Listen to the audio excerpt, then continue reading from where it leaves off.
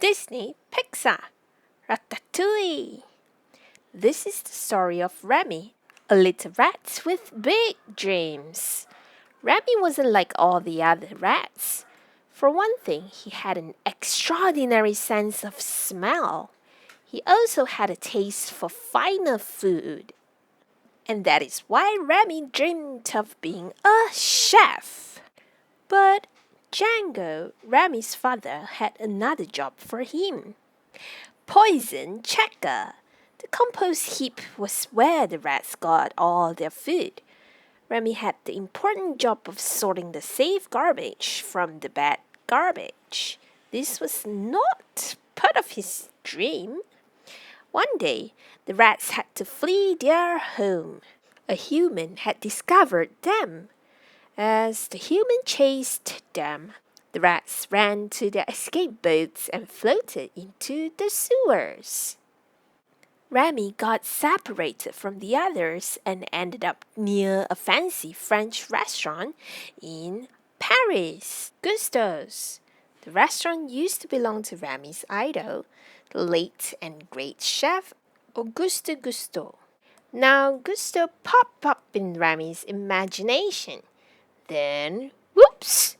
Remy fell from the skylights into the kitchen. The restaurant was an exciting place for Remy, but it was scary too. In the kitchen, Remy cooked a pot of soup to replace what the garbage boy had spilled. The garbage boy was named Linguini. After that, Linguini and Remy became friends, and they were a secret cooking team. Shh. Meanwhile, Django and the rest of the rat colony had made a new home in the dark, wet sewers under Paris. Things weren't the same without Remy. Django kept hoping he would find his son one day. But Remy was happy. He did miss his family, but he had found his place in the world. Working together, Linguini and Remy made great food, even though Remy had to stay hidden. The human chefs did not want a rat in the kitchen. Once, after cooking a wonderful meal, the chefs celebrated in the kitchen. Remy celebrated too in the back alley where he found his brother, Emile.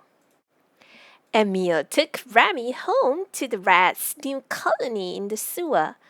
Of course, Django was happy to see Remy again, but Remy didn't feel as if he belonged with the rats anymore.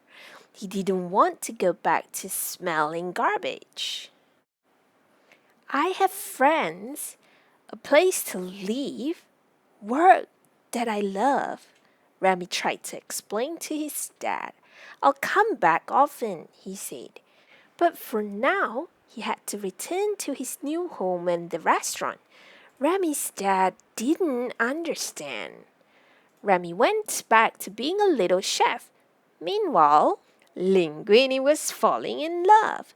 Soon, Linguini found out that he was the owner of the restaurant, and the restaurant was becoming very famous.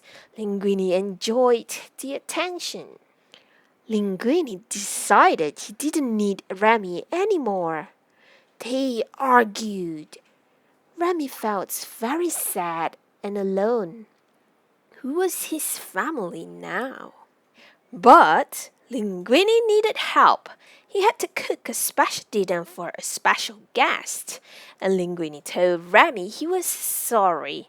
Oh, the other chefs didn't like rats, so they left. Django saw Linguini being kind to Remy. He asked everyone in the rats' colony to pitch in to help make the special dinner.